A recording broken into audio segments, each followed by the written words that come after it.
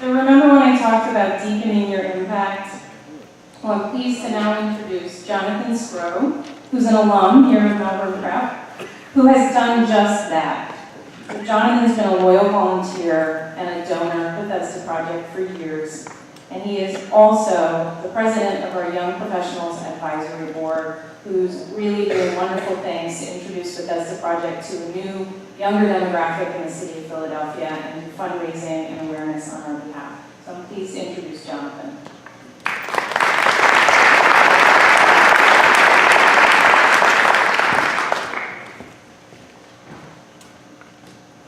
Thank you, Tina, and thank you, Philip. Tough acts to follow. As Tina said, I'm a Melbourne Prep alum. I'm really happy to be back here in this building and to be back here at this event in particular. I'm here, obviously, as a proud Melbourne Prep alum, but also, as Tina said, as the chair of Bethesda Project's Young Professionals Advisory Board. And the goal of that group is to raise awareness about Bethesda Project among our peers in Philadelphia. We're doing tremendous work in that way. Just like Tina, I'm going to have to start by saying thank you to Malvern, to Villa, to Notre Dame, to all the students, family, faculty, and staff who made tonight possible.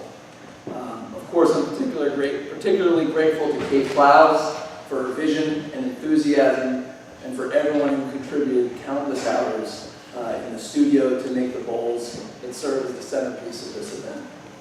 I'm truly humbled each year by the amount of time and energy and skill that is put into this evening.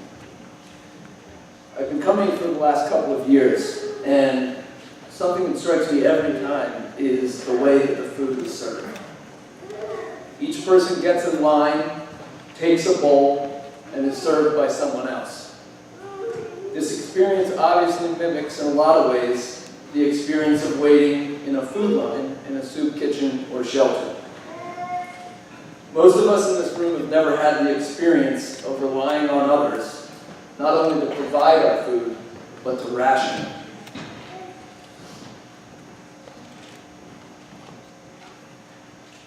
I will never forget the first experience I had serving grits at a Catholic worker soup kitchen in Boston as a college freshman, realizing the profound injustice that I, an 18-year-old who knew very little about the world, was in a position of deciding how much an elderly guest would eat that morning.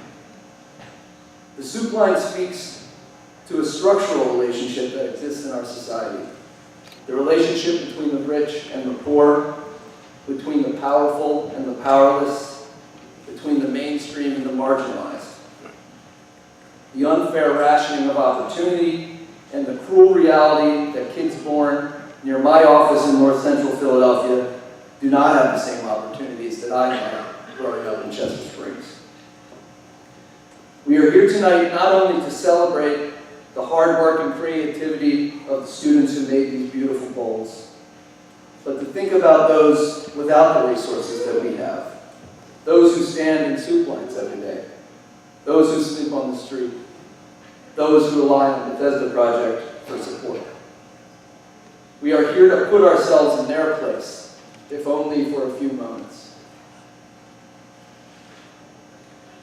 I'm also struck by the way that we eat this evening, around the table, in community, and in some instances, with people who we do not know and are meeting for the first time. We remind ourselves of the importance of service and of using our talents for others.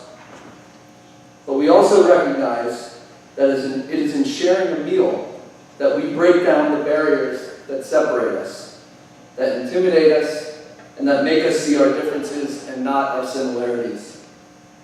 The students who have shared a meal with guests at St. Augustine know exactly what I mean.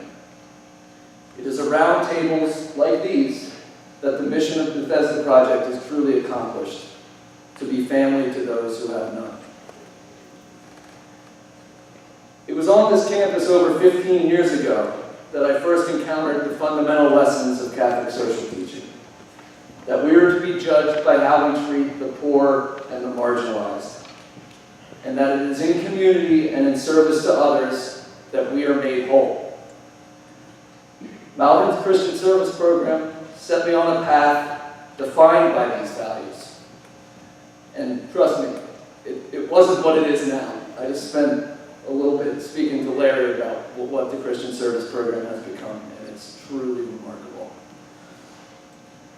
That program led me ultimately to my career in public service. I'm currently a staff attorney at Community Legal Services, where I represent low-income homeowners who are at risk of losing their homes to foreclosure. But I'm here tonight in particular to implore the young people in the room not to forget the lessons of this event, and to challenge you to continue on a path of service. I said this last year, but it's too important not to repeat. Don't take your experience for granted. Malvern, Villa, Notre Dame, you are so lucky to attend these schools. Your parents have made terrific sacrifices to ensure that you receive a quality education and that you have the ability to pursue your dreams. Never lose sight of the fact that these schools are not the norm. Seize every opportunity to leave this campus and whatever college campus you find yourselves on in a few years. Most of all, challenge yourselves. Interact with your peers in places like North Philadelphia and Camden and Chester, who live in a world that is so different from yours.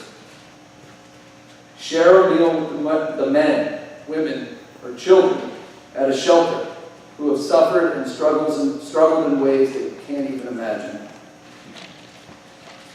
It is through experiences that make you uncomfortable that you will grow, and you will learn lessons that you could never learn in a classroom. Force yourselves beyond your comfort zones, and your world will expand. Your vision will widen, and your capacity for empathy will deepen. If you do that, I am confident that you will feel empowered to confront the injustices that you see in the world.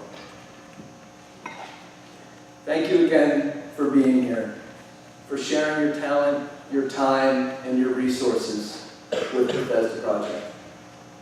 The money raised tonight, as Tina said, supports Bethesda's vital work on behalf of Philadelphia's most vulnerable. But more importantly, events like this raise awareness and consciousness about inequality that persists in our community. It is my hope that awareness compels us to action. And on that note, one very quick way to take action is to go to BethesdaProject.org, follow Bethesda Project on social media, and sign up to receive the newsletter, and stay involved. Thank you so much for being here, and thank you, Malcolm.